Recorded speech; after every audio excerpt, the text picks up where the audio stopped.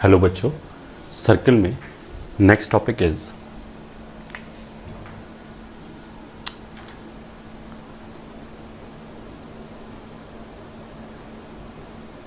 Results in conic section. ये ठीक है, रिजल्ट्स इन कोनिक सेक्शन का मतलब क्या है? जैसे हमने पहले बोला था कि सर्कल में बहुत सारे क्वेश्चन तो सर्कल में ज्योमेट्री की हेल्प से हो जाएगा, ठीक है।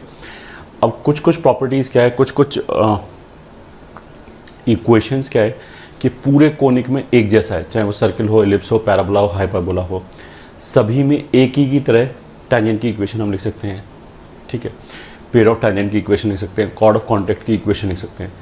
तो वो जो रिजल्ट्स हैं वो जेनरिक रिजल्ट्स हैं और कर्व के ऊपर कोई, ये ठीक, कर्व्स के ऊपर कोई डिपेंड नहीं करता कि मतलब वो अगर पैराबोला है तो भी वैसे ही लिखा जाएगा, बस इक्वेशन का फॉर्मेट चेंज हो जाएगा। जो 2 डिग्री की इक्वेशन है उसके हिसाब से we can write down some results, जो 2 डिग्री की इक्वेशन है, ठीक है। तो फिर वो उसके बाद फ़र्क नहीं पड़ता उसके कि वो पैराबोला है, एलिप्स है, हाइपरबोला है, तो हम वो रिजल्ट्स पढ़ेंगे। तो ये जो रिजल्ट्स हैं ये बेसिकली कोनिक का हम ये बोल सकते हैं 20-25% जो पोर्शन है वो अभी कवर हो जाएगा, चाहे वो पैराबोला हो, चाहे एलिप्स हो, चाहे हाइपरबोला हो, सभी में एग्जैक्टली एक जैसा है। और जो कुछ स्टैंडर्ड क्वेश्चंस हैं कि हम ऐसे क्वेश्चन आते हैं तो ऐसे ही करते हैं, उस तरह की ये चीज़ हो गई। और जैसा मैंने बोला कि पैराबोला का भी 20-25% पोर्शन यहीं कवर हो गया, एलिप्स का भी, हाइपरबोला का भी। कर्व का इक्वेशन चेंज करते तो लॉजिक चेंज नहीं होगा, ये ठीक है। और इसके अंदर हम कुछ 5-6 क्वेश्चन ऐसे भी कराएंगे जिसको हम बोलेंगे कि इम्पॉर्टेंट क्वेश्चन, जो हम स्टैंडर्ड, जिसका प्रोसीजर हमें याद रखना है कि ऐसे क्वेश्चन को ऐसे ही करते हैं, ठीक है। तो उसी में अब हम चालू करते हैं। Let equation of conic is ax² plus by² plus 2hxy plus 2gx plus 2fy plus c is equals to 0 and let a point p x1, y1 is given, then define 3 quantities S, S1 and T as follows.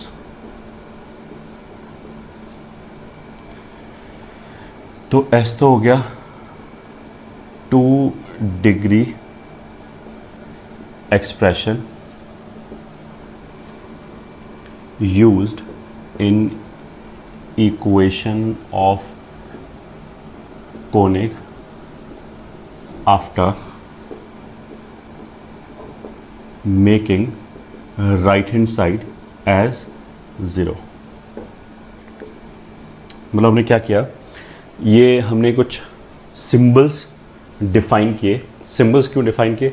ताकि मेरे को बार बार बड़ा बड़ा expression ना लिखना पड़े, तो उसी को कॉम्पैक्ट फॉर्म में लिखने के लिए, जैसे कोई भी फंक्शन होता है ax³ plus bx² plus cx plus d, मान लिया, इतना बड़ा एक्सप्रेशन बार बार ना लिखना पड़े तो उसको हम बोलते हैं fx।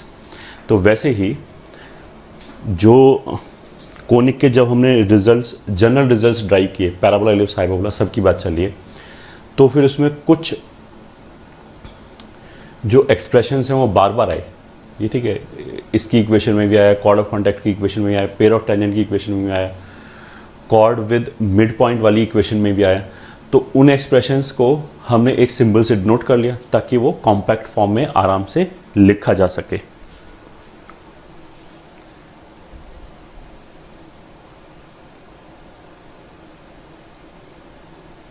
तो इसी के लिए वी आर हैविंग 3 सिंबल्स। एक तो हो गया एस।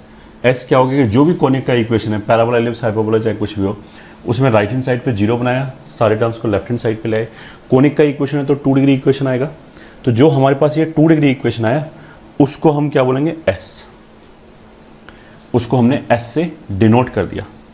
तो 2 degree expression used in equation of conic, ठीक है। तो इस एग्जाम्पल के हिसाब से this will be ax² plus by² plus 2hxy plus 2gx plus 2fy plus c, इस एक्सप्रेशन को हमने s बोल दिया। ठीक है, ये तो हो गया जेनरिक, इसका किसी पॉइंट से कोई लेना देना नहीं है। अगर हमारे लिए कर्व का इक्वेशन दे रखा है तो वो ये हो गया, पॉइंट पी चाहे कुछ भी हो उससे इसको कोई मतलब नहीं। पॉइंट पी लिया हमने, क्यू लिया, आर लिया, अलग अलग पॉइंट्स लिए, सबके लिए क्वेश्चन में एस यही रहेगा। मतलब किसी भी क्वेश्चन मान लिया उसने बोला कि इलिप्स है जिसकी इक्वेशन 4x² प्लस 5y² बराबर 5 है मान लिया, तो 4x² प्लस 5y² 5 उधर से ले आए तो 4x² प्लस 5y² माइनस 5 जो होगा वो s होगा। अब उस क्वेश्चन के अंदर कितने भी पॉइंट डिफाइन कर लो, s तो यही रहेगा इलिप्स के लिए। ठीक है, अगली जो दो क्वांटिटी हैं ये दोनों, दीज आर पॉइंट स्पेसिफिक, मतलब ये इस पॉइंट के लिए डिफाइन है। अगर मैंने पॉइंट चेंज किया तो ये दोनों क्वांटिटी चेंज हो जाएंगी, तो हर पॉइंट के लिए अपना अपना s1 होगा और अपना t होगा। अब वो होगा क्या, वो हम लिख रहे हैं। s1 for point p, s1 can be obtained by evaluating s at p। ये ठीक है, मतलब ये जो 2 डिग्री एक्सप्रेशन आया, इसमें अगर हम x और y की जगह x1 y1 रखते हैं तब जो आएगा उसको s1 बोलते हैं। ये तो हमने सर्कल में बोला था कि length of tangent root s1 होता है x² का कोफिशिएंट 1 बनाने के बाद। तो यहाँ पे s1 क्या हो जाएगा, s evaluated eight x1 y1। इसी में जहाँ जहाँ पे भी x और y दिखाई दे रहा है उसकी जगह x1 y1 रख दिया, मतलब it will B ax1 plus by1 plus 2h x1 y1 plus 2gx1 plus 2fy1 plus c, and this will be A number. ये ठीक है, अगर x1 y1 कोऑर्डिनेट्स हैं तो x1 y1 तो नंबर्स होगा, उसको अगर हमने सब्स्टिट्यूट किया तो I will get A number. तो s जो हो गया वो 2 डिग्री एक्सप्रेशन हो गया, s1 जो हो गया वो एक नंबर हो गया, एंड जिसको हम सर्किल के केस में पावर ऑफ पॉइंट बोलते हैं, इफ़ यू रिमेंबर। ठीक है, हम बोलते हैं ना पावर पॉइंट पॉजिटिव है तो जो पॉइंट है वो सर्कल के बाहर होगा, नेगेटिव है तो सर्कल के अंदर होगा, एंड सो ऑन, उस तरह की चीज़ हो गई। ये ठीक है, और तीसरा चीज़ आ गया कैपिटल T। ये ठीक है, this is for point P, it is defined, या for point P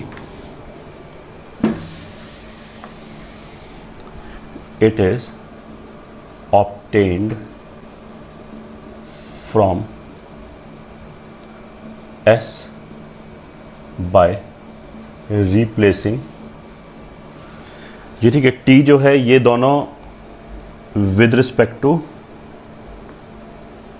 A point P, मतलब जैसे यहाँ पे हमने P ले रखा है तो पॉइंट स्पेसिफिक है, पॉइंट चेंज करेंगे तो ये दोनों क्वांटिटी चेंज होगा। तो s1 तो एक नंबर हो गया, वो कैसे आएगा, s के अंदर x और y की जगह x1 y1 रख दिया तो आ गया। ठीक है, t क्या होगा, ये एक लीनियर एक्सप्रेशन होगा। ठीक है, एक लीनियर एक्सप्रेशन आएगा, मतलब alpha x plus beta y plus gamma type की चीज़ आएगी, और वो कैसे मिलेगा, वो हमें s से मिल जाएगा इसी वाले एक्सप्रेशन से।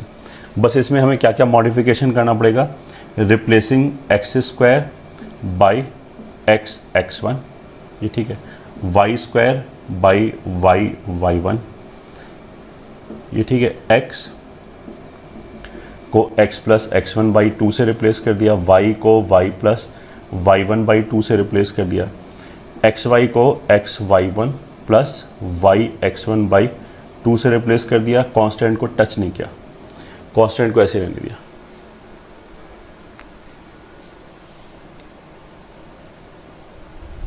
ठीक है, मतलब ये हमने क्यों किया, क्यों नहीं, इसका एक्सप्लेनेशन हमने ऐसे दिया था कि जब हमने जनरल रिजल्ट्स ड्राइव किए कोनिक के लिए तो एक तरह का एक्सप्रेशन बार बार आया, एक लीनियर एक्सप्रेशन हर जगह दिखाई दिया।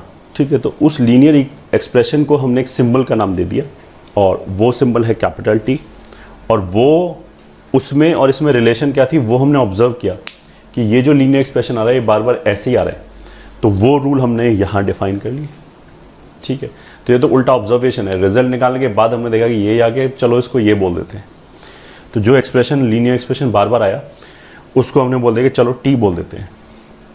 ये ठीक है। टी सिग्निफाई क्या करता है? कुछ भी नहीं, एक एक्सप्रेशन है जो हमें ये सब करके मिलेगा कि एक्स स्क्वायर की जगह एक्स एक्स वन रख दिया, वाई स्क्वायर की जगह वाई वाई वन रख दिया, ये सब करके जो हमें लीनियर एक्सप्रेशन मिलेगा उसको we are calling T. So this is a linear expression. ठीक है, तो मान लिया कर्व इज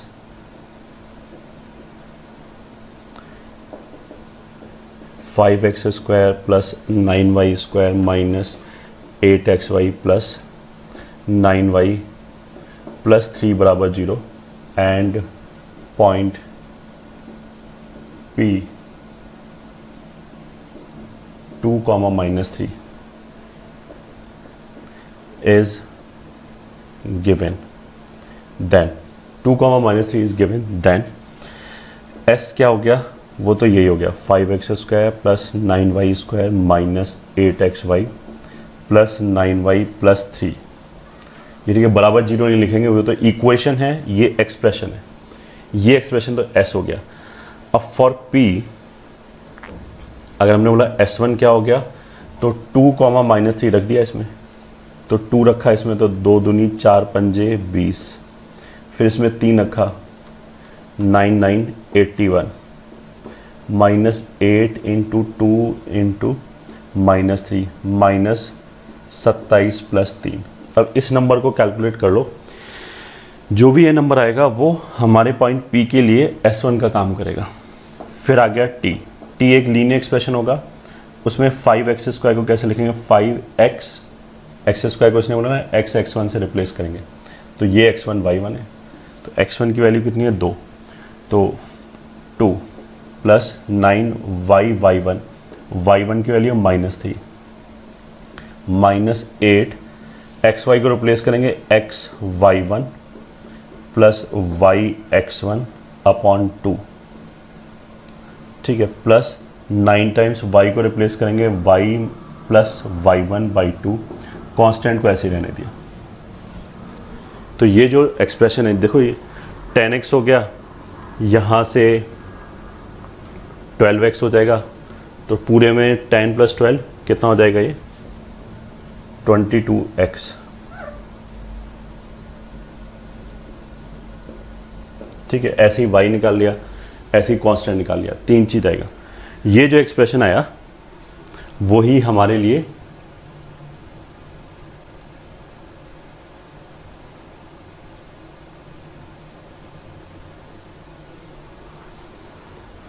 टी का काम करेगा।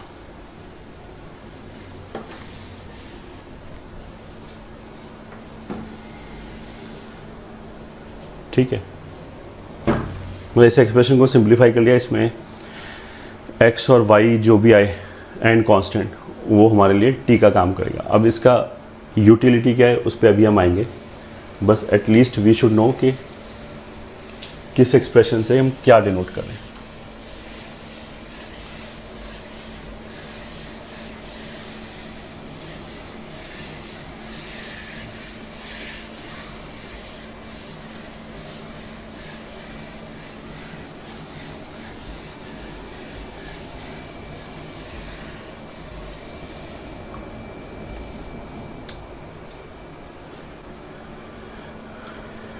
ठीक है, अब आ जाते हैं रिजल्ट्स फॉर कोनिक में।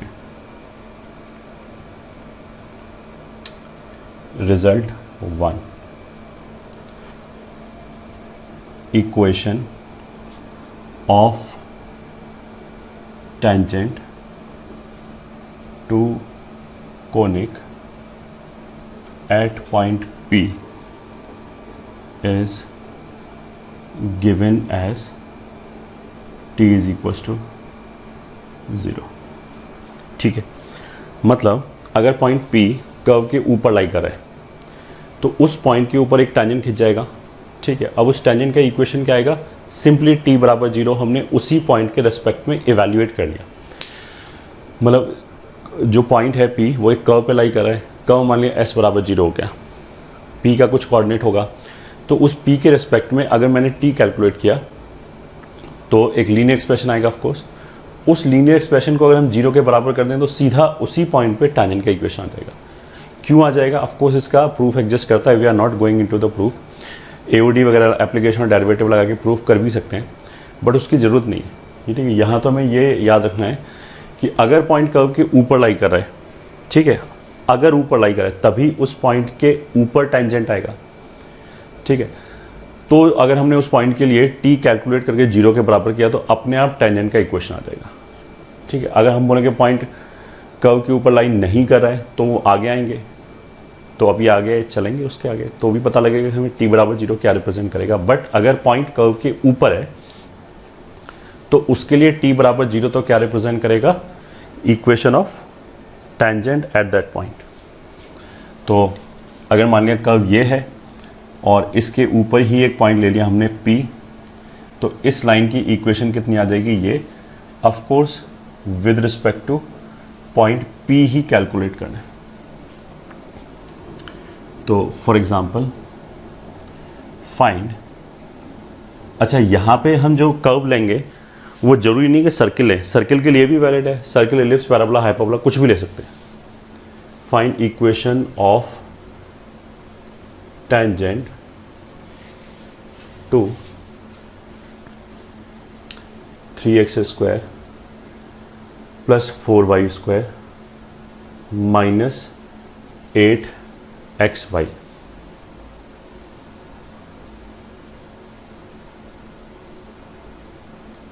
ठीक है,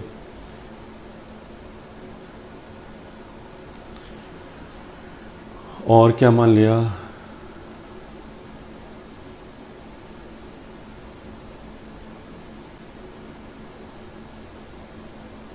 equals to 3 at point P 1, 2। ठीक है, इस पे हमें टेंजेंट का इक्वेशन चाहिए। अब ये कोई भी कर्व हो, कोनिक कर्व है तो पैराबोला, एलिप्स, हाइपरबोला में से कुछ होगा, सर्कल तो नहीं है, क्लियरली दिखाई दे रहा है। ठीक है, बट कौन सा कर्व है उससे कोई फ़र्क ही नहीं पड़ता, इक्वेशन ऐसे लिखा जाएगा। 1, 2 तुम देख सकते हो उसके ऊपर लाई कर रहा है, वरना तो इस क्वेश्चन का कोई मतलब ही नहीं बनेगा कि 1, 2 पे टेंजेंट का इक्वेशन क्या है।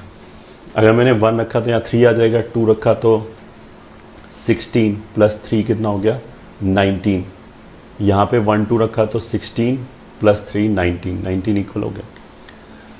तो आंसर क्या आ जाएगा? t बराबर 0। ठीक है, अब t कैसे लिखते हैं? x² की जगह x1 लिख लिया, ये वाला 1, प्लस 4 टाइम्स y² की जगह y1 लिख लिया, माइनस 8 xy की जगह लिखते हैं x के साथ y1 प्लस y के साथ ये वाला x1 अपॉन 2। ये ठीक है, कांस्टेंट को कांस्टेंट ही रहने दिया। ठीक है, वैसे तो हम 3 को इधर लेके आए, -3 ऐसे लिखेंगे तो ये t आ जाएगा, फिर इक्वल्स टू 0 किया, उसके बाद 3 को उधर ले गए, मतलब 3 को ऐसे लिखा रहने दिया, कोई फर्क नहीं।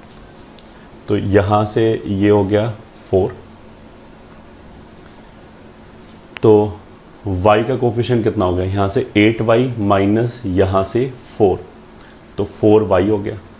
x का कोफिशिएंट कितना हो गया? -8 प्लस 3,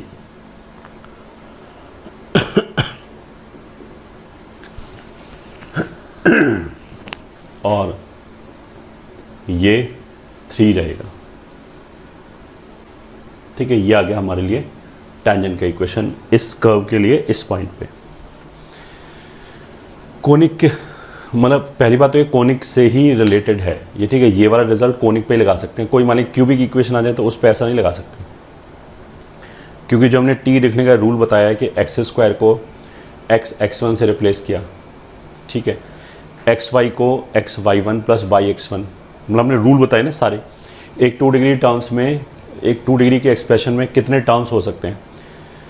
x² हो सकता है, x² हो सकता है, y² हो सकता है, xy हो सकता है, x हो सकता है, y हो सकता है, एंड कांस्टेंट हो सकता है। यही 6 टर्म आ सकते हैं, इनके अलावा कुछ नहीं आ सकता।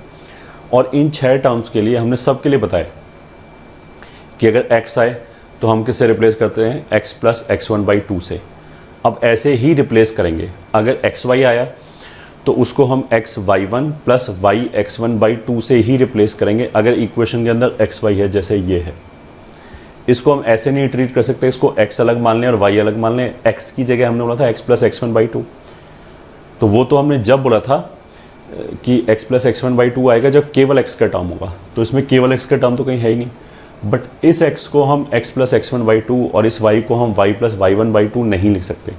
इसको तो ये xy वाला टर्म है, तो जो xy के लिए था x y one plus y x one by two, उससे रिप्लेस करेंगे। इंडिविजुअली x और y को कंसिडर नहीं करेंगे ये, ठीक है। क्यों नहीं करेंगे? तो हमने पहले ही बोला कि ये तो उल्टा है, ऑब्जर्वेशन बेस्ड है कि एक्स वाई इस टर्म से रिप्लेस होता है ये, ठीक है। ये हमने ऑब्जर्व किया, तो फिर हमने रूल बनाया कि एक्स वाई को ऐसे रिप्लेस करेंगे तभी वो इक्वेशंस आएंगे, ठीक है।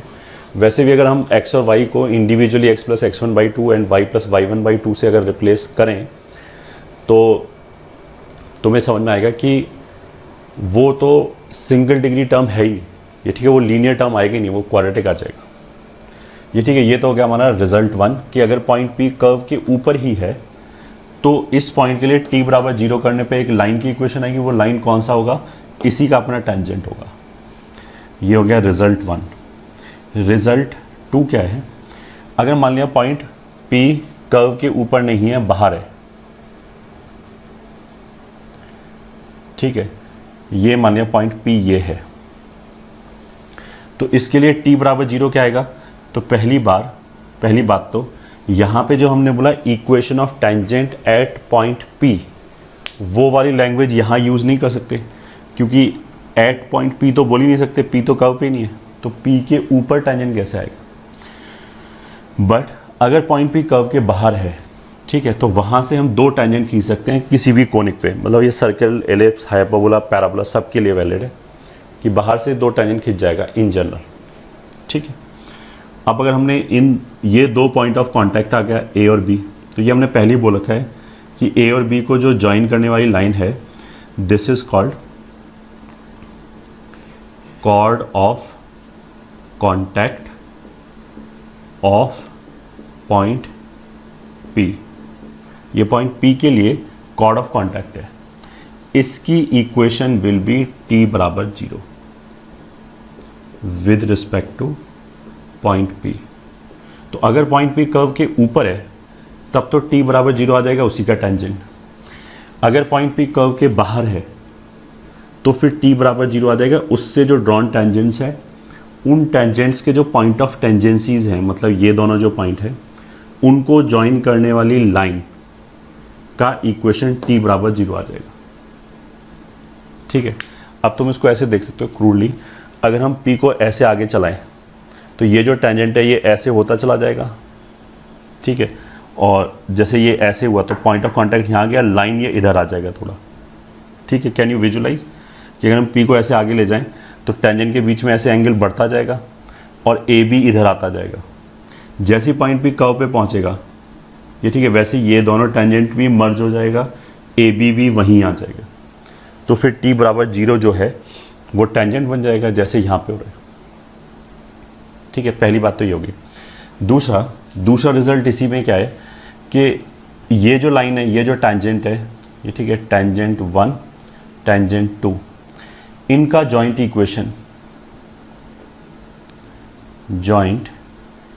Equation of pair of tangents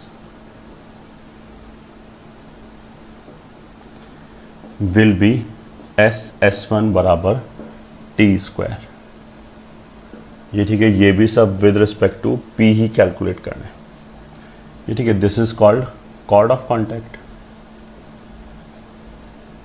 तो यहाँ पे बेसिकली हमारे पास दो रिजल्ट आए कि अगर पॉइंट पी बाहर है, वहाँ से हमने टेंजेंट्स ड्रॉ किया तो दो टेंजेंट ड्रॉ हो जाएगा। उन दोनों टेंजेंट्स का जो पॉइंट ऑफ कांटेक्ट है उसको ज्वाइन करने वाली line is called chord of contact. उस कॉर्ड ऑफ कांटेक्ट का इक्वेशन विल बी टी बराबर जीरो, ठीक है, पॉइंट पी के रिस्पेक्ट में। टी किसके लिए इवैल्यूएट किया?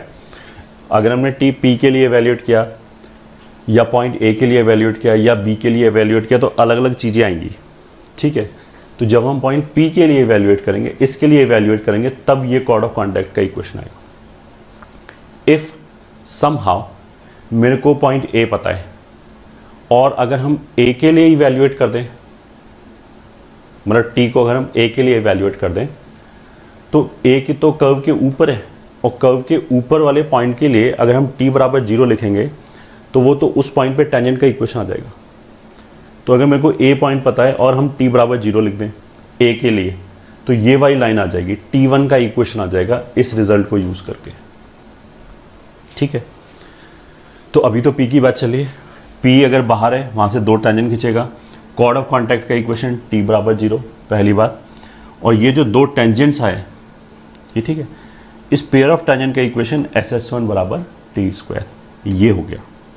मतलब ये बेसिकली क्या है, this is joint equation of PA and PB। ठीक है, ये हमने पहले बोला था कि क्या बोलते हैं, प्रूफ छोड़ो, केवल क्या पढ़ाया जा रहा है उस पर ध्यान दें।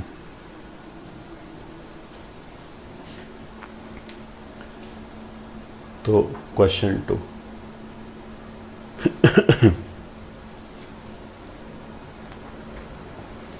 एक इंपॉर्टेंट पॉइंट क्या है कि जब इस वाले इक्वेशन में अगर हम t यूज कर रहे हैं, ठीक है, तो t तो एक लीनियर एक्सप्रेशन है।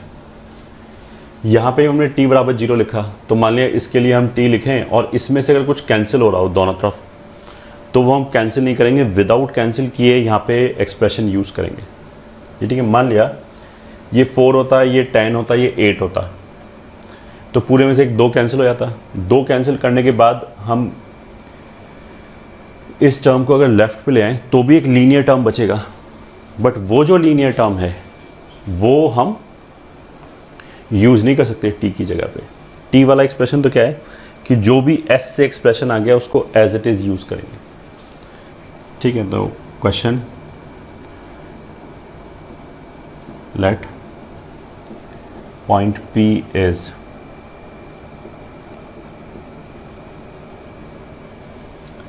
and curve S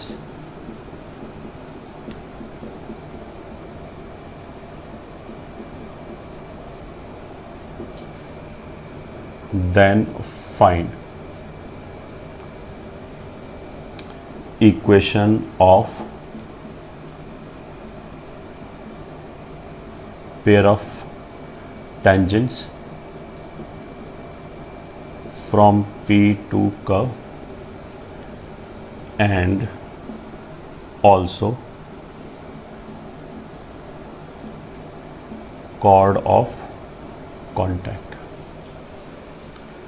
ठीक है, पॉइंट P जो देखा है 1,2, उससे ये तो सर्कल है, ठीक है, सर्कल के ऊपर हमने टेंजेंट्स ड्रॉ किया।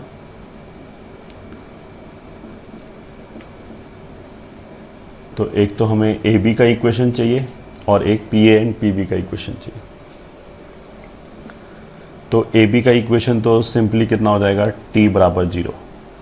ठीक है, दैट विल बी x² को रिप्लेस किया x x1, y² को y y1, 4x को 2x प्लस, वैसे तो x प्लस x1 बाई 2 होता है, वो 2 कैंसिल करके सीधा ही 2x लिख दिया, -1 बराबर 0। ये हो गया। तो 2x प्लस x कितना हो गया, 3x प्लस 2y प्लस 2 -1। ये इक्वेशन हो गया इस लाइन का, 3x प्लस 2y प्लस 1 बराबर 0। ठीक है,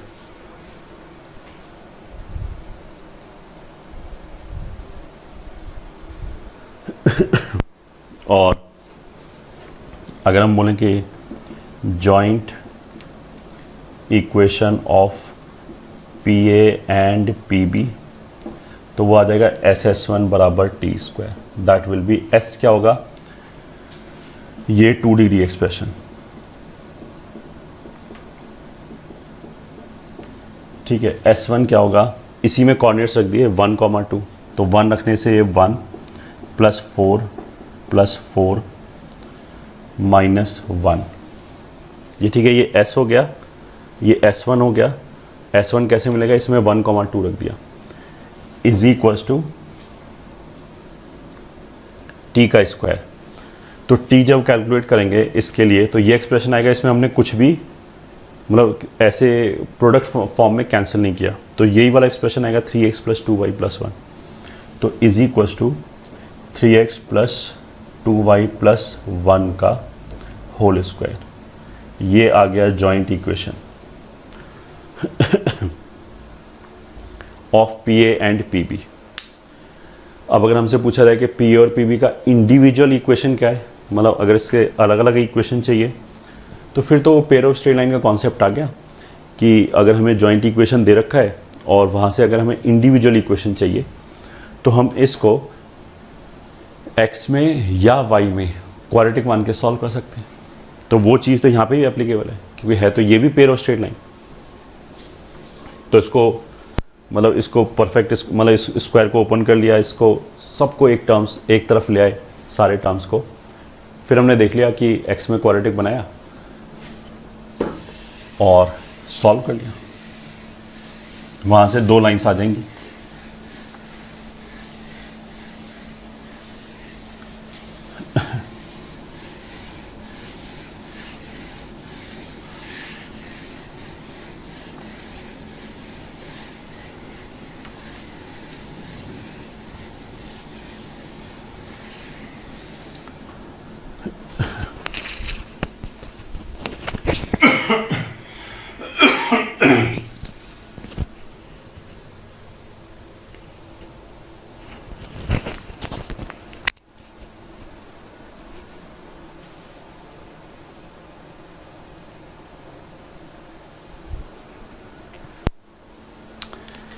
आगे चलते हैं रिजल्ट 3।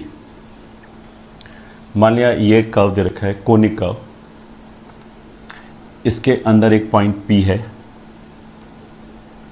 ठीक है, ये मान लिया पॉइंट P है। अब P से क्या है, ऐसे करके इनफाइनाइट कॉर्ड्स पास हो जाएगा, ठीक है, एक कॉर्ड ये हो गया, एक दूसरा, एक तीसरा, ऐसे हो गया।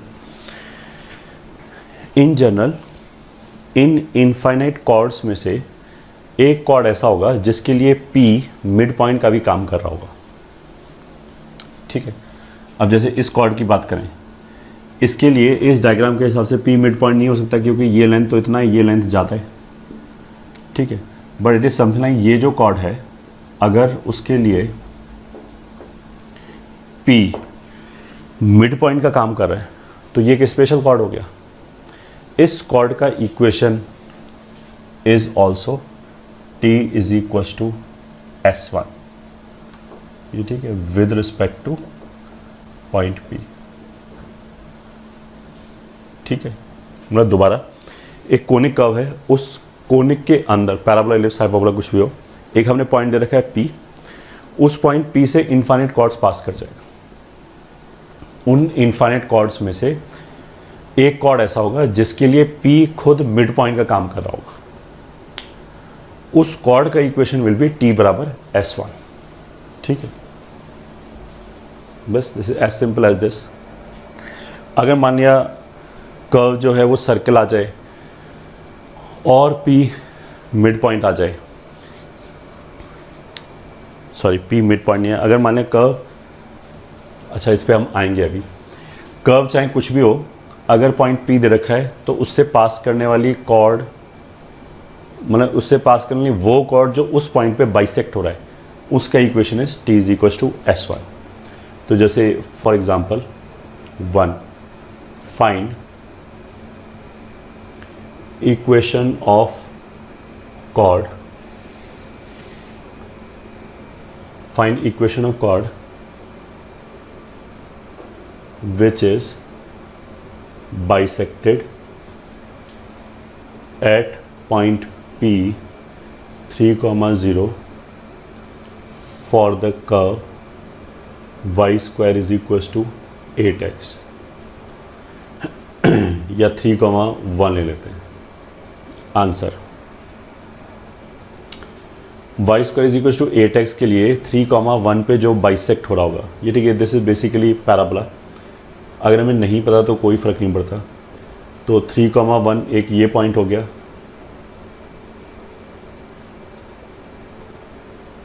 ऐसे मान लिया ये पॉइंट P है 3,1, ये और ये लेंथ बराबर है, तो इस कॉर्ड का इक्वेशन कितना हो जाएगा, T is equal to S1। ठीक है, T क्या होगा, पहले तो हम सबको एक तरफ ले आए, तो वाई स्क्वायर माइनस 8x बराबर 0।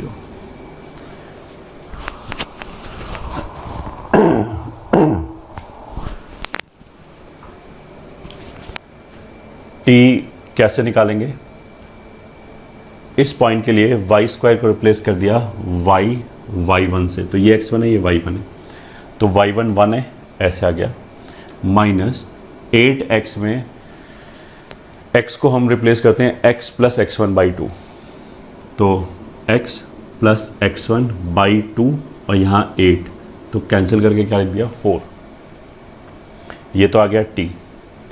और S1 क्या आएगा, सिंपली 3,1 इसमें रख दिया, तो x की जगह 3, y की जगह 1, तो y की जगह 1, x की जगह 3, ये आ गया, तो ये हो गया y minus 4x minus 12 is equals to minus 23।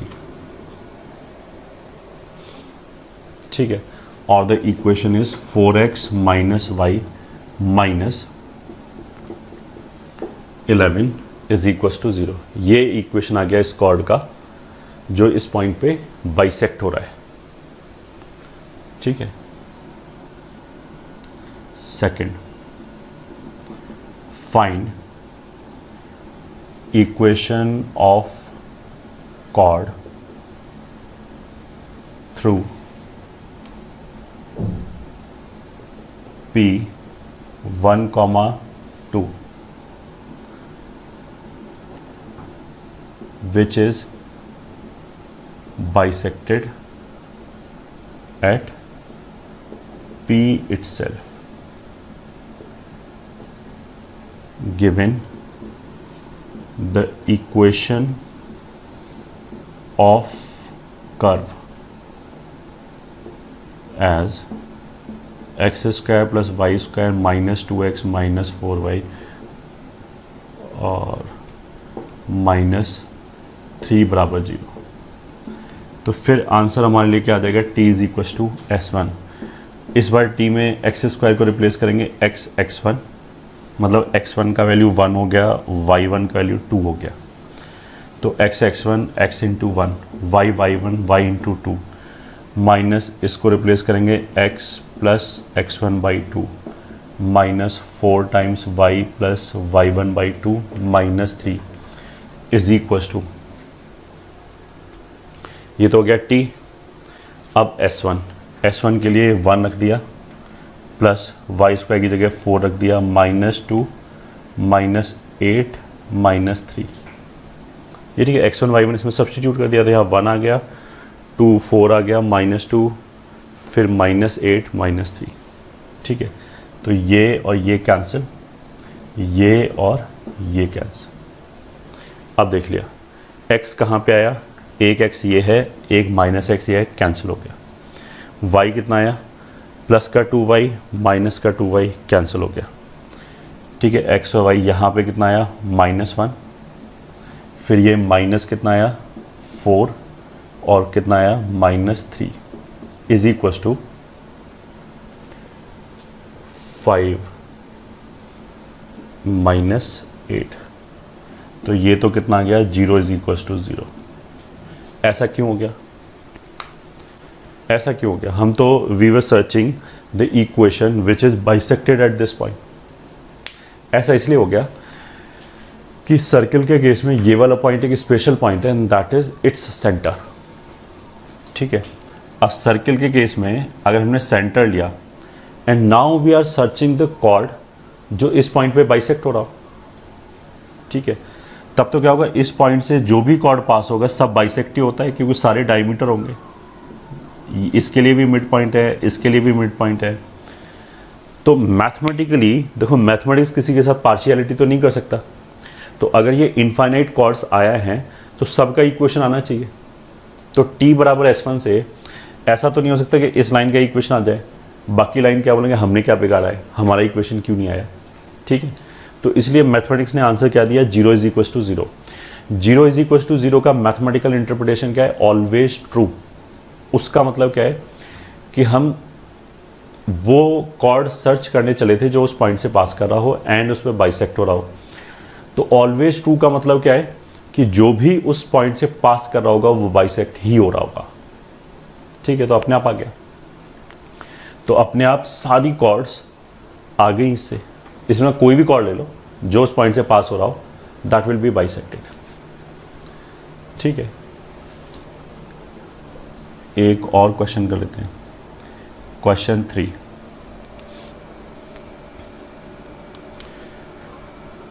Find equation of the smallest chord of circle in question 2। मतलब इसी वाले क्वेश्चन में जो सर्कल है उसका हमें स्मॉलेस्ट chord चाहिए विच पासिस थ्रू Q1, 1। ठीक है, मतलब इस बार क्या हुआ कि ये सर्कल है which is x² plus y² minus 2x minus 4y minus 3 बराबर 0।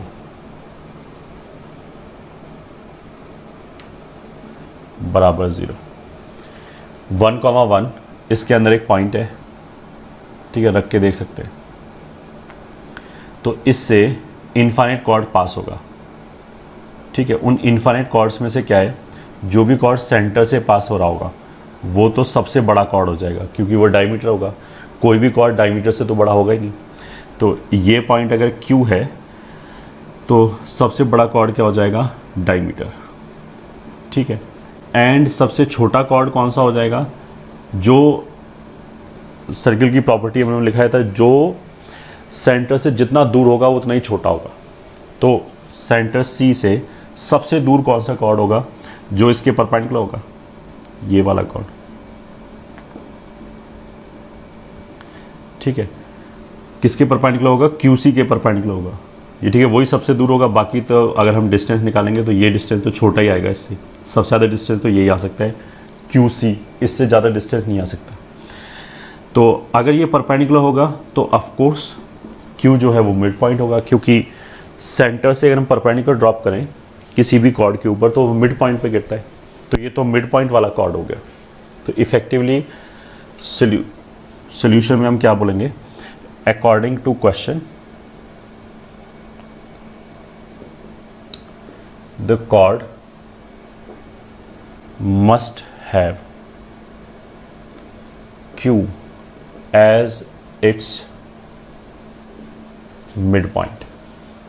तो उसका इक्वेशन कितना आ जाएगा फिर? T बराबर S1। तो T कितना हो जाएगा? इस बार x1 y1 दोनों 1, 1 है। तो इस इक्वेशन के लिए लिख लिया। फिर x² को रिप्लेस करेंगे x(x1), y² को y1,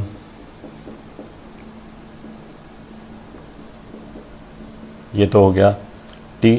S1 हो जाएगा 1 + 1 -2 -4 -3, ये हो गया। ठीक है, इसको कर लो सिंप्लीफाई। x - x फिर कैंसिल हो गया। y -2y will give you -y। बाकी -1 -2 -3 तो हो जाएगा -6 इज इक्वल्स टू, ये 2 कैंसिल, इधर आ जाएगा -7। तो ये आ जाएगा y इज इक्वल्स टू 1। ये कॉर्ड हो गया जो सबसे छोटा होगा।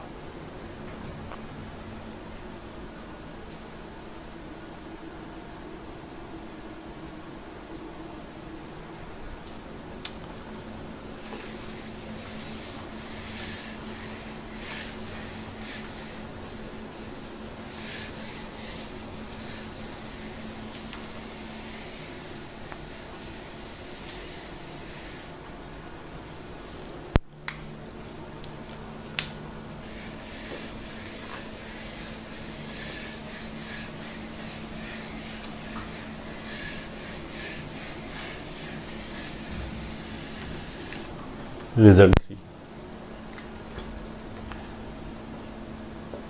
Result 4। Pole and polar.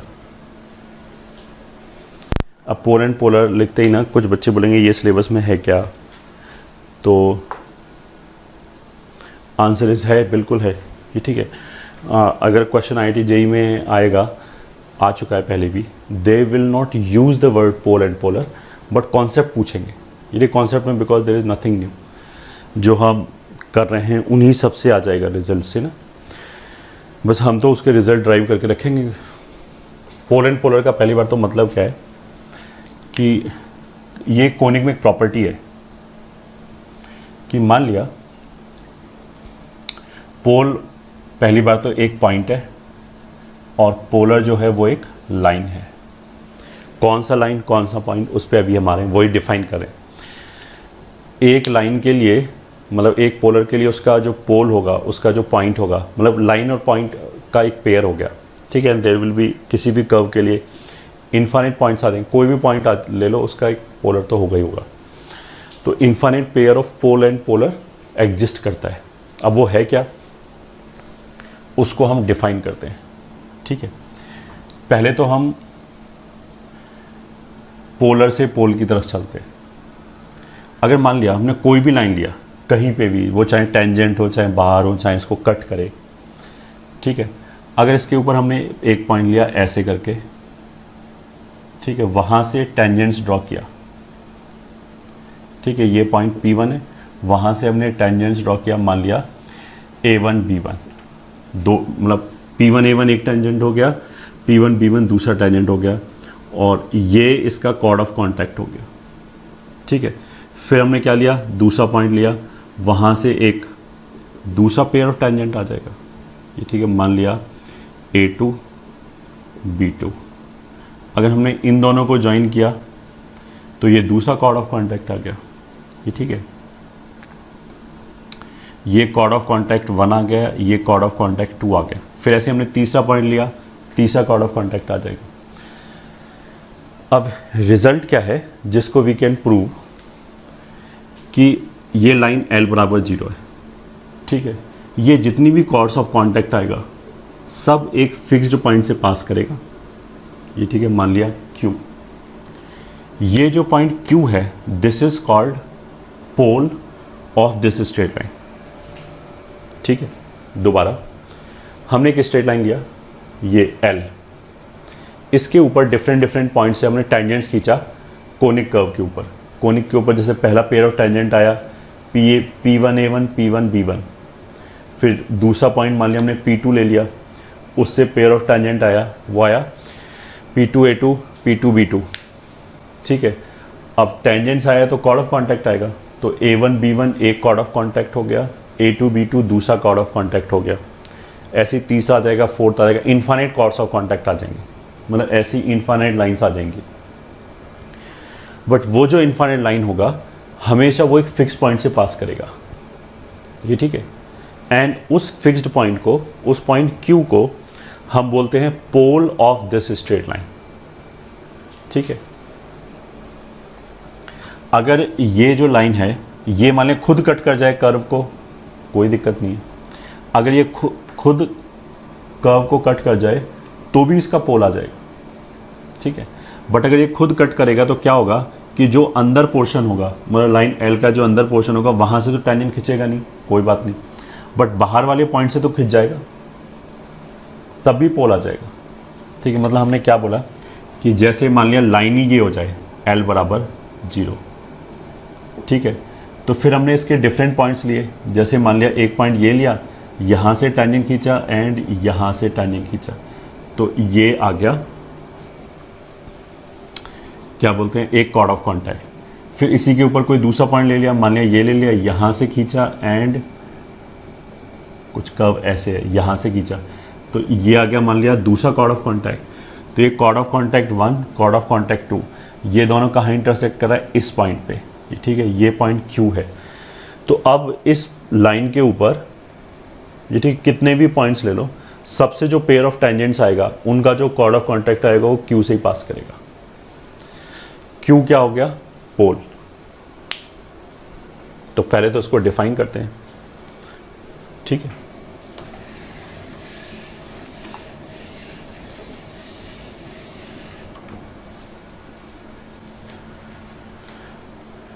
if L is equals to 0 is a given line, then if tangents are drawn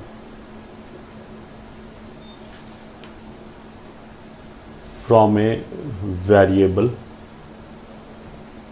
point P on L to a conic curve, ये ठीक है, मतलब ये जो पॉइंट P1, P2, P3 है, ये सब पॉइंट P के डिफरेंट लोकेशंस हो गए। वेरिएबल पॉइंट है, मतलब वो चेंज हो रहा है, तो इससे हम टेंजेंट्स खींच रहे हैं कर्व के ऊपर, ठीक है, to a conic curve, then there chords of contact, ये ठीक है, दैट इज इस डायग्राम के हिसाब से A1 B1 A2 B2 ऐसे और भी आ जाएगा, ये ठीक है, will always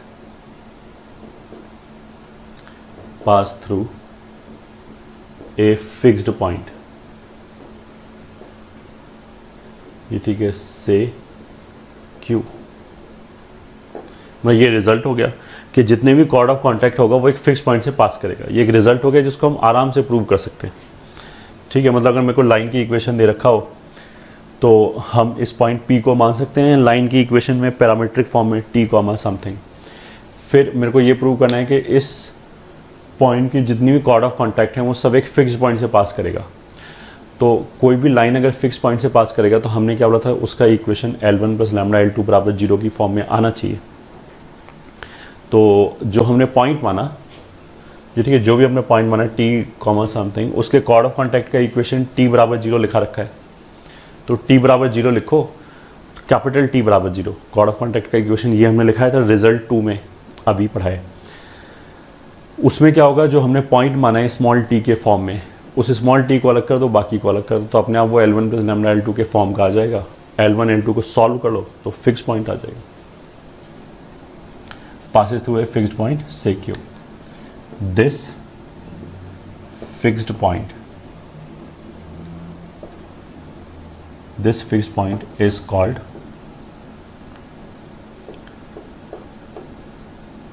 pole of line L, ठीक है, पोल ऑफ लाइन L। चाहो तो इसको हम प्रूव करके देख सकते हैं क्वेश्चन, ये ठीक है, इसी का प्रूफ क्वेश्चन के फॉर्म में लिखते हैं। Let tangents are drawn from x plus 2y plus 8 is equals to 0 to y square is equals to 2x। कोई भी कोनिक ले सकते हैं, सर्कल भी ले सकते हैं, ये ठीक है, from a variable point on this to this, then prove that chords of contact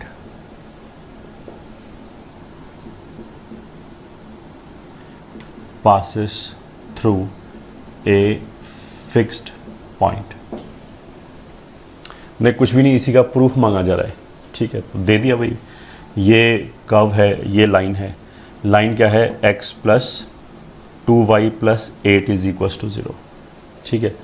तो इस पे हमने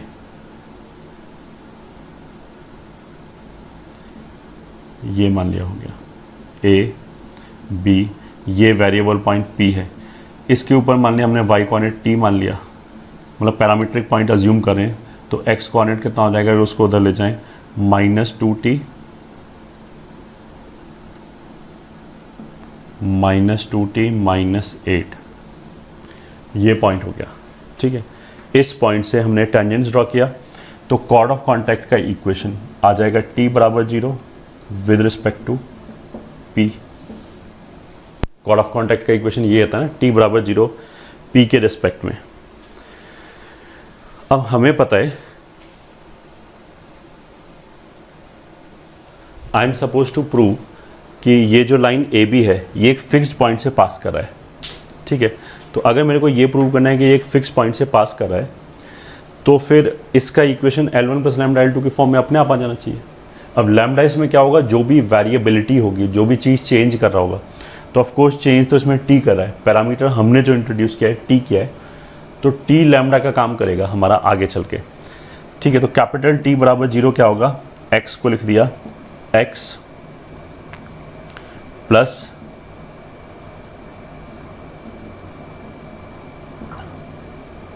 सॉरी ये क्या कर दिया हमने,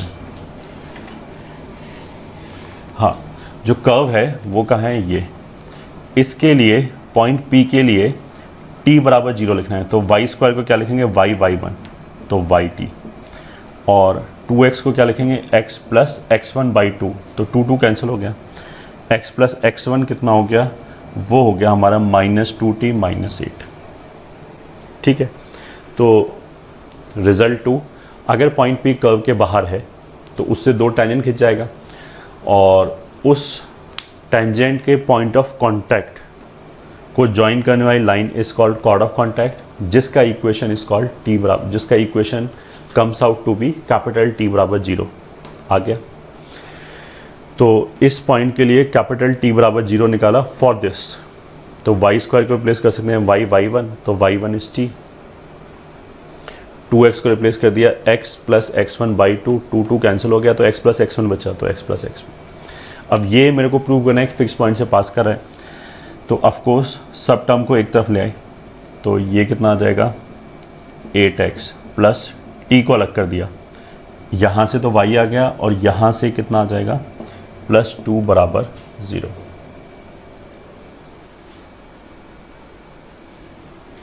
नहीं गलत लिख दिया, ये -8 इधर आके कितना हो गया +8, ये x इधर आके हो गया -x, इस t में से और इस t में से t कॉमन लिया तो आ जाएगा y+2। अब सही, ये जो इक्वेशन है this is L1 plus lambda L2। तो एक किस फिक्स्ड पॉइंट से पास करेगा, पॉइंट ऑफ इंटरसेक्शन क्या आएगा, यहाँ से L1 बराबर 0 एंड L2 बराबर 0, इससे पास करेगा। तो L1 बराबर 0 से तो आ जाएगा x बराबर 8, और L2 बराबर 0 से आ जाएगा y बराबर -2। This implies fixed point is 8, -2। तो इस लाइन के ऊपर अलग अलग पॉइंट्स लो, वहाँ से हम टेंजेंट्स ड्रॉ करें, उनका जो कॉर्ड ऑफ कॉन्टैक्ट आएगा वो सब कॉर्ड ऑफ कॉन्टैक्ट 8, -2 से हमेशा पास करेगा। ये प्रूव हो गया।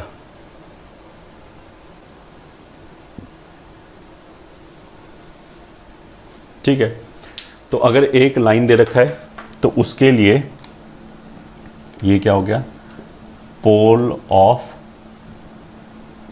Line L। तो उसके लिए पोल क्या होगा, उस लाइन के पॉइंट से यू ड्रॉ टेंजेंट्स, उसका जो कॉर्ड ऑफ कॉन्टैक्ट आएगा, कॉर्ड ऑफ कॉन्टैक्ट्स आएंगे, इनफाइनाइट कॉर्ड्स आएंगे, उनका मतलब वो जो इनफाइनाइट कॉर्ड्स आएगा वो एक फिक्स पॉइंट से पास कर रहा होगा, that fix point is called pole.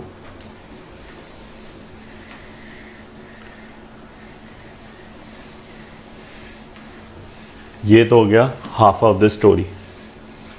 Now another half of the story is, अगर हम इसको उल्टा देखें, मान लिया लाइन वाइन कुछ नहीं, एक पॉइंट दे रखा है, ठीक है, वापस कहीं पे भी दे रखा हो, अंदर बाहर कर्व के ऊपर, उस पॉइंट से कॉर्ड्स खिंच जाएगा। तो ये एक पॉइंट दे रखा है, वहाँ से हमने एक कॉर्ड खींचा, ठीक है, दूसरा कॉर्ड खींचा, तीसरा कॉर्ड खींचा, फोर्थ कॉर्ड खींचा, एंड सो ऑन। ये जो कॉर्ड के एंड पॉइंट्स हैं ये, ठीक है, इन पे हमने टेंजेंट्स ड्रॉ किया, ठीक है। अब उल्टा बोलो, चलो एक मिनट के लिए कॉर्ड्स को भूल जाओ, पॉइंट क्यू दे रखा है, वहाँ से हमने एक वेरिएबल कॉर्ड खींचा, मतलब ये लाइन मान लिया वेरिएबल है, तो इसके एंड पॉइंट्स पे हमने टेंजेंट्स खींचा, वो टेंजेंट्स भी वेरिएबल होगा। तो उन टेंजेंट्स का जो पॉइंट ऑफ इंटरसेक्शन आएगा उसका locus will be A line, ठीक है। तो जैसे ये एक कॉर्ड हो गया, यहाँ पे टेंजेंट्स खींचा, ये पॉइंट ऑफ इंटरसेक्शन है, ये दूसरा कॉर्ड हो गया, ठीक है, इसके एंड पॉइंट्स पे टेंजेंट खींचा, उसका पॉइंट ऑफ इंटरसेक्शन ये दूसरा पॉइंट आ गया, ठीक है। अगर हमने इन दोनों को ज्वाइन किया तो एक लाइन आ गया। अब अगर हमने कोई भी तीसरा कॉर्ड लिया ऐसे, और उसके एंड पॉइंट्स पे हम टेंजेंट खींचे तो वो टेंजेंट्स भी इसी लाइन पे इंटरसेक्ट करेगा, तभी ये लाइन लोकस हो गया।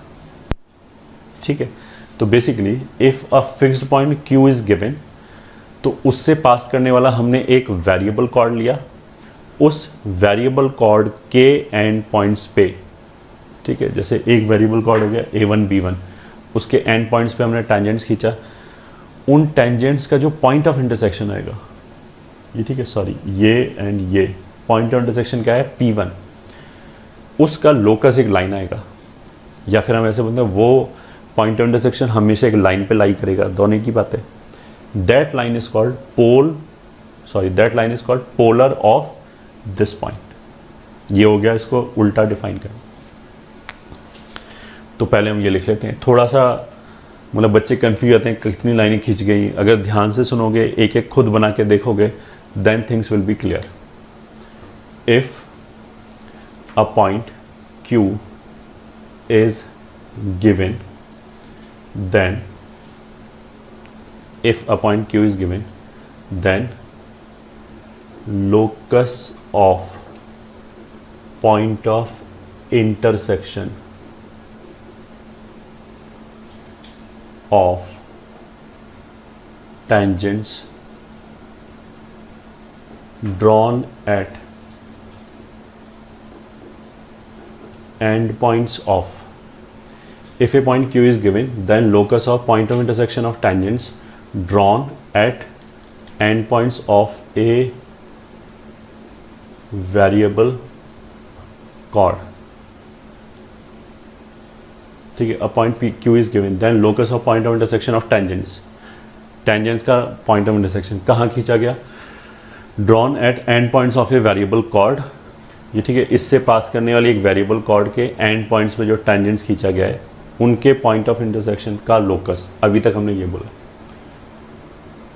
Variable cord through point Q, ये ठीक है, will be a straight line, ठीक है, कॉल्ड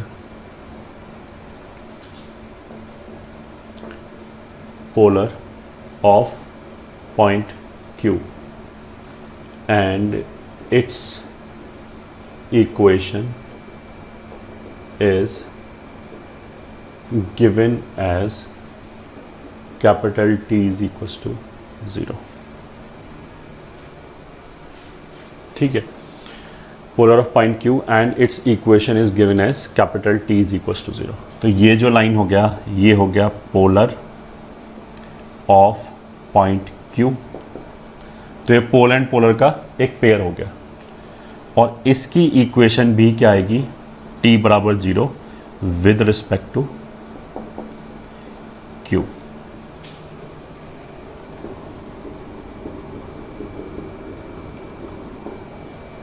सही है,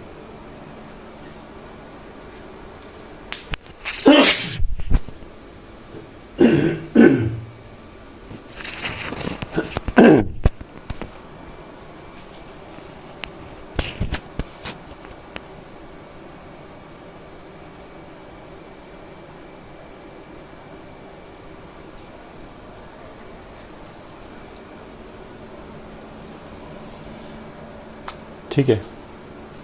अब t इज इक्वल्स टू 0 तो टेंजेंट का इक्वेशन भी आया था, ये जो पोलर का इक्वेशन है दिस इज ऑलवेज ट्रू, चाहे तुम पॉइंट कहीं पे भी ले लो, सबके लिए दिस इज वैलिड। तो t इज इक्वल्स टू 0 तो टेंजेंट का इक्वेशन भी था, तो बिल्कुल सही है। अगर पॉइंट अगर पॉइंट ये वाला Q कर्व Q पर लाई कर रहा होगा, तो जो इसका टेंजेंट होगा वही इसका पोलर होगा, ठीक है। पोलर को एक बार बहुत क्विकली कैसे डिफाइन किया, अगर पॉइंट दे रखा है, वहाँ से हमने कॉर्ड्स खींचा, हर कॉर्ड के एंड पॉइंट्स पे टेंजेंट का पेयर खींचा, वो टेंजेंट जहाँ इंटरसेक्ट कर रहा है जिस पॉइंट पे, वो पॉइंट का जो लोकस होगा वो एक लाइन होगा and that will be polar, ठीक है। तो इसी से अगर मान लिया पॉइंट P खुद कर्व पे हो जाए ऐसे करके, ठीक है, ये मान लिया P नहीं सॉरी पॉइंट Q अगर खुद कर्व पे हो जाए, तो इससे हमने ऐसे कॉर्ड्स खींचा, ऐसे कर रहे थे ना, फिर कॉर्ड के एंड पॉइंट्स पे टेंजेंट्स खींचा, तो अब इसमें क्या है कि अगर पॉइंट Q कर्व पे लाई कर रहा है तो ये जो कॉर्ड्स आया QP1, QP2, QP3, ये ठीक है, इनका एक एंड पॉइंट हमेशा Q रहेगा। तो एंड पॉइंट पे टेंजेंट्स के पॉइंट ऑफ इंटरसेक्शन का लोकस ही निकालना है अल्टीमेटली हमें। अगर एक पॉइंट ये हमेशा Q है तो दूसरा टेंजेंट कहीं पे भी खींचो, ये पॉइंट ऑफ इंटरसेक्शन इसी लाइन पे आया।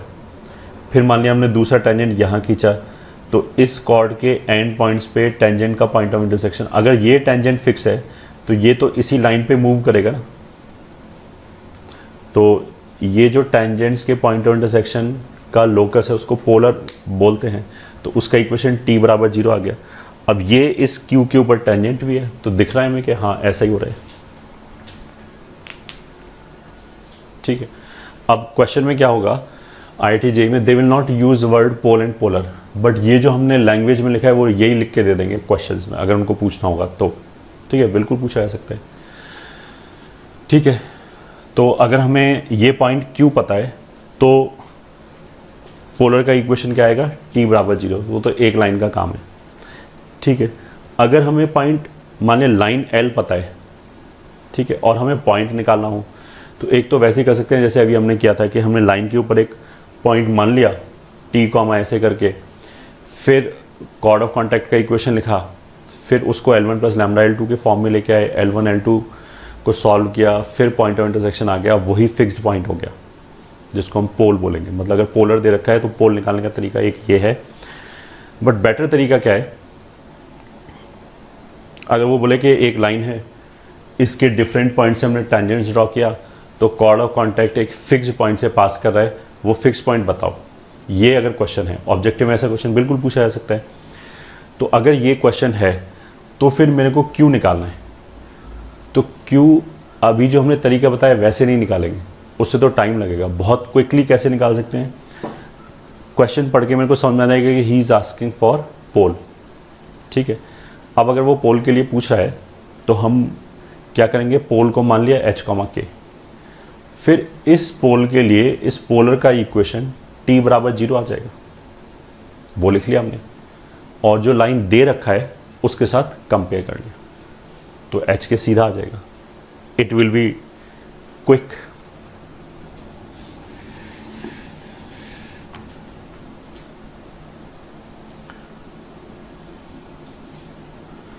ठीक है, note 1, pole and polar pair is unique. ठीक है, इसका मतलब क्या है कि अगर एक लाइन फिक्स है तो इसके लिए पोल फिक्स है, और अगर ये पोल फिक्स है तो इसके लिए लाइन भी फिक्स है।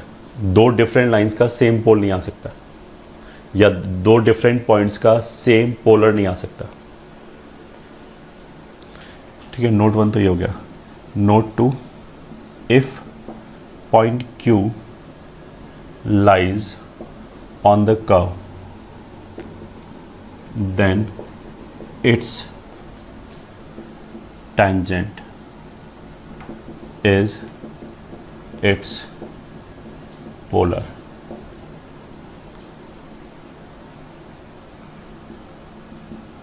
Note 3, if Q lies outside the curve, then its chord of contact will be its polar। ठीक है, जो chord of contact होगा वही उसका पोलर हो जाएगा, क्योंकि कॉर्ड ऑफ कॉन्टैक्ट का इक्वेशन जो हमने रिजल्ट 2 में लिखाया था वो t बराबर 0 होता है, एंड पोलर का इक्वेशन भी t बराबर 0 हो गया। Note 4,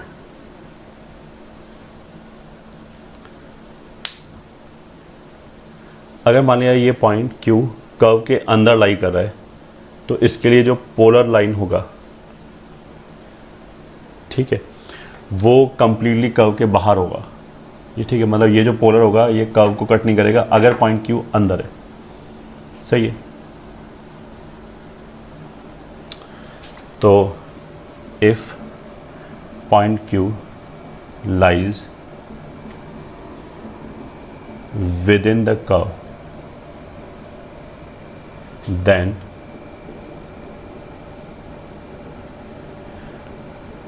its polar will lie completely outside the curve. ठीक है, वो कर्व के बिल्कुल बाहर होगा, ना टच करेगा ना कट करेगा.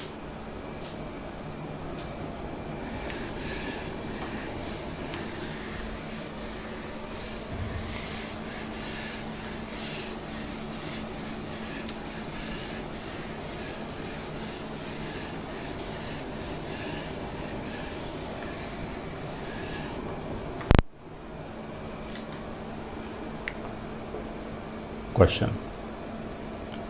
Let a point P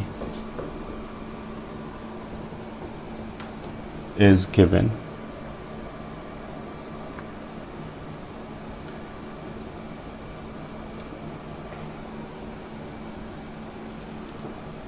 and a variable chord AB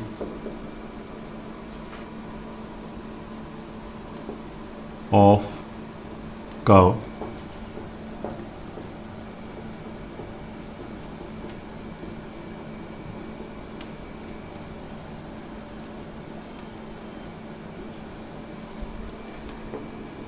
is drawn through P. Then find locus of point of intersection of tangents, locus of point intersection of tangents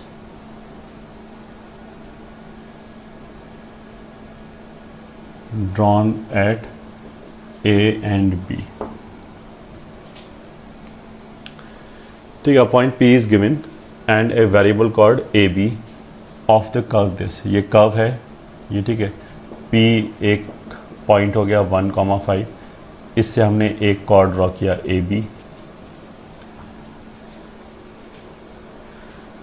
through P, मतलब P से pass किया. Then find locus of point of intersection of tangents drawn at A and B. तो हमने A और B पे tangents draw किया, तो उसका जो ये पॉइंट ऑफ इंटरसेक्शन है, ठीक है, मान लिया P1, इसका लोकस चाहिए. तो very easy solution. Clearly locus of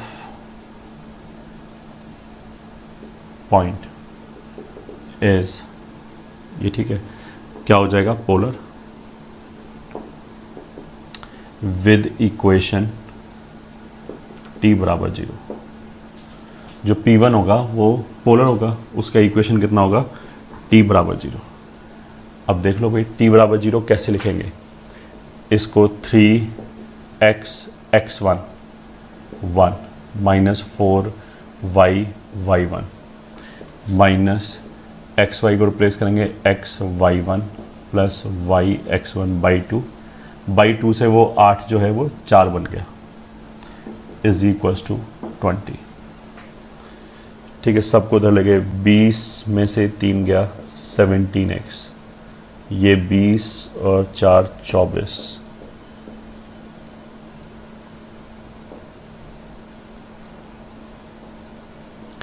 plus 20 equals to 0. यह आ गया answer.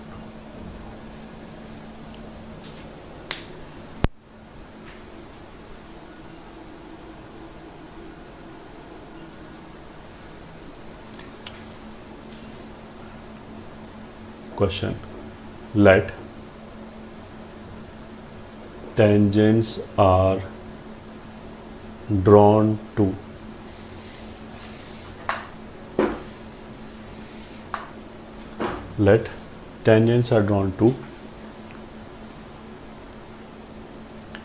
x square minus 4y square is equals to 8x plus 3. from points on x minus 2y is equals to 5 such that their course of contact passes through a fixed point.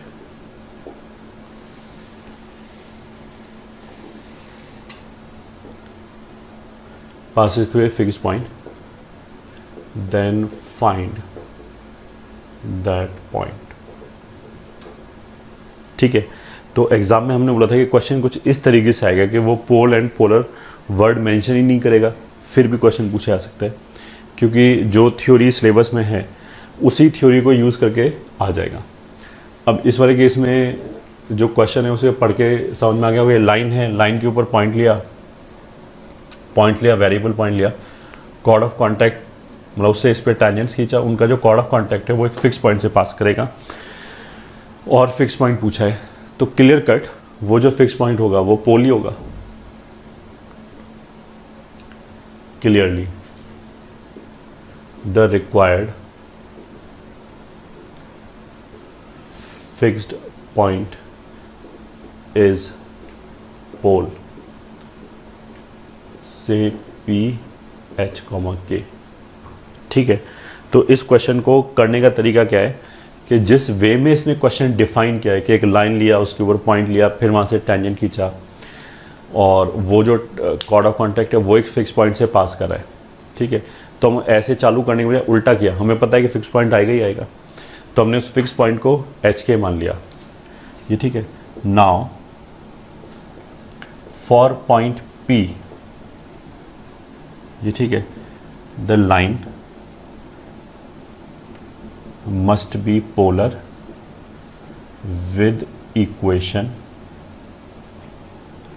as t बराबर 0, which implies x square हो गया x x1 minus y y1 is equals to 4 plus this plus 3। ठीक है, तो इसमें x वाला part एक तरफ कर दिया, कांस्टेंट दूसरी तरफ कर दिया, तो 4x यहाँ पे आ जाएगा h minus 4x minus 4k y बराबर 4h प्लस 3। ये भी वही लाइन हो गया, और ये जो गिवन लाइन है x माइनस 2y बराबर 5, ये भी वही लाइन हो गया। तो हम कंपेयर कर सकते हैं कोफिशिएंट,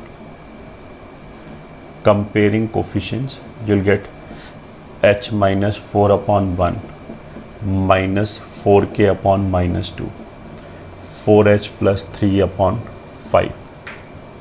ये ठीक है, तो यहाँ से एंड यहाँ से 5 को इधर ले आए तो 5h माइनस 20 बराबर 4h प्लस 3, तो h बराबर 23। ये ठीक है, अब इन दोनों से